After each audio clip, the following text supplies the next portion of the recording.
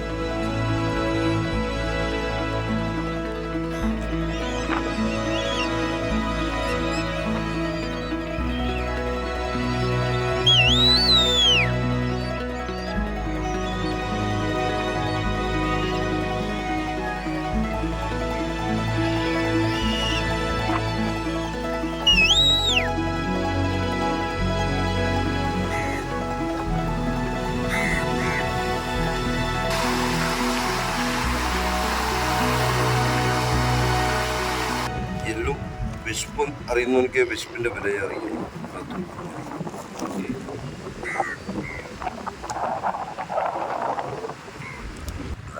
എത്ര നാളൊക്കെ ഈ പരിപാടി തുടങ്ങിയിട്ട്? ഇതൊരു ഒരുപാട് ചെറിയ കുട്ടിപ്രായത്തിലുള്ള ഇതിനായിട്ടുള്ള ബന്ധമാണ്. കൊച്ചിലെ മുതൽ തുടങ്ങിയോ? കൊച്ചിലെ മുതലേ തുടങ്ങി തദ്ദേശമായിട്ട് എടുക്കും. 33 വർഷക്കാലത്തോളമായിട്ട് സ്ഥിരം ചെയ്യുന്ന പരിപാടിയാണ്.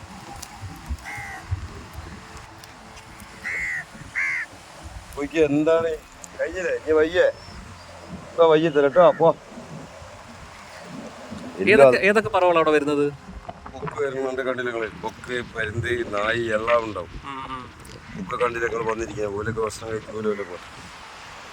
ഈ സ്ഥിരം വരുന്ന ജീവികളാണോ ഇതെല്ലാം?